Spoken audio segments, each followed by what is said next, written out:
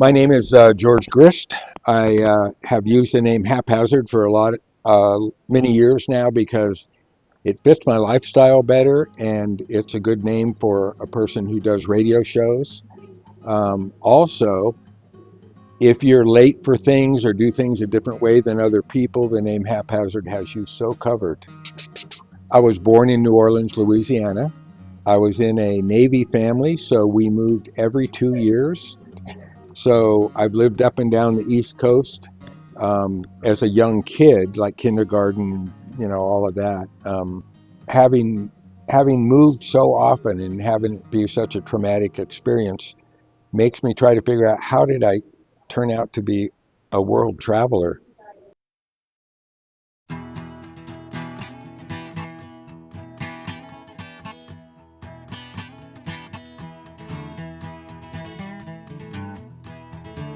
Um, there's one picture there, I think, of me and two other guys in the Colorado Rockies, and we had decided one summer we were mountain bike buddies together. We decided let's cross the United States on our bicycles. So we went up to Oregon, dipped our bike wheels in the Pacific Ocean. 41 days later, two of us made it, and the other guy crashed and had a broken shoulder, had to be sent back. But as I said, 41 days later, Jim and I made it out to the East Coast, dipped our bikes in the Atlantic Ocean, and that was quite it. I was gone for a year and came back with $7 in my pocket. And here's another haphazard. This guy had not. Okay, there's so many connections here. So I'm hitchhiking through Malaysia. No. And I left for quite a while. I 2 years got a job teaching in, like I said, Africa, West Africa, which is Nigeria, a very dangerous place. When I went to the airport and looked at Nigeria, the red light was flashing there, and I said, "Wow, what does that mean? That's where I'm going." And I asked a airport person, and they said, "Oh, that means the United States. If something happens to you there, they're not going to back you up." So it's like, all right. So anyway, yeah. So I still would go out on bike rides in the jungle, rivers and stuff. But the people, they're also heartfelt. They're very. You can tell they live in huts and little villages, and they just take you under their arms. They have nothing. I really enjoy meeting people, and especially people from other countries, some of them, of course, not even speaking English, because you can get along with each other by smiling and pointing, and then, in a way, they learned about me and I learned about them, like, who's this guy? Why is he always looking at the map when you're where he's going? And that's a great way to meet people. Pull out a map and walk up to somebody like in Morocco and say, and they get it, and everybody wants to help. And I have to say, after living in Egypt for 2 years, right when 9/11 happened here, and there was a lot of anti-Muslim hatred going on in our country and stuff, those were the kindest people I've ever met in the whole world. And then later, there was a lot of travel to Tanzania and Kenya because I already lived in Africa. So when it was vacation time, there were just short flights when you live in that country. And in Egypt, it was the same way. You had the whole Middle East there.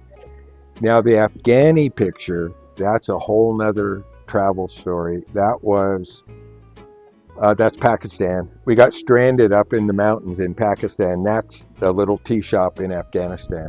Yeah. Yeah. This is one of my favorite pictures of myself because this was total adventure. Heading out. And for me, okay, here's this guy. A little bit longer hair back then, probably 1976, 77. And you're in this tea shop, only men. You can see all the turbans, and it must have been Maureen took the picture. I mean, this picture means everything to me about adventure travel. And like I said, overland, so you ride the buses and the trains, if they have trains there, with the people. And, you know, you're shoulder to shoulder with real people rather than you getting on a plane, being in a certain class on the plane, and then flying and landing. Plus, I didn't have money to travel that way anyway. Just kept traveling overland through India, Afghanistan. Afghanistan was, to me, when people say, oh, if you traveled everywhere, what's your favorite country? I just loved Afghanistan. It's just absolutely wild, crazy. It's like the Wild West of Islam. The other thing that's happened, for instance, is when we used to go out and, you know, pack up our packs of sleeping bags, tents, and food, we would just be off and gone. But what we used to get around, especially in the mountains, was called a topographical map. And so that's how you knew, well, it looks like we could get to that lake if we go down this way and over this way. So you're looking for a doctor's office somewhere in Sacramento, and you just kind of scope it out and figure out, well, let's see how long to get there and stuff. But you have a sense of where things are around you. I use my GPS all the time, but it doesn't help me find anything. I just listen for the voice. I always thought it'd be fun to be a voice.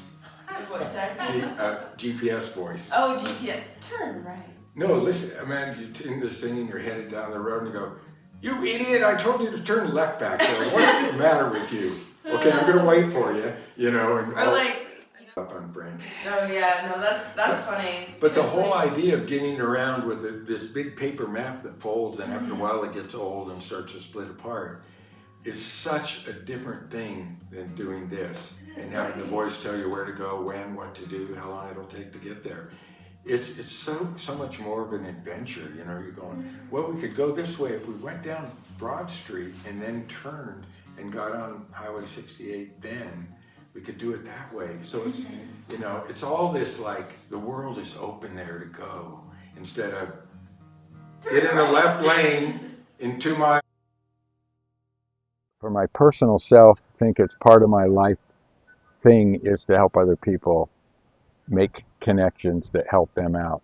And so I like to think of all of us being able to help people like, oh, you need to meet that teacher? I saw him a minute ago, come with me. And that would help that person get on their way, you know. But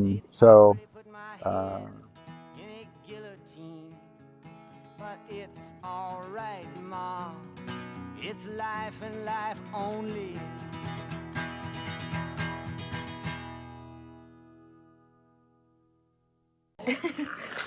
There you go.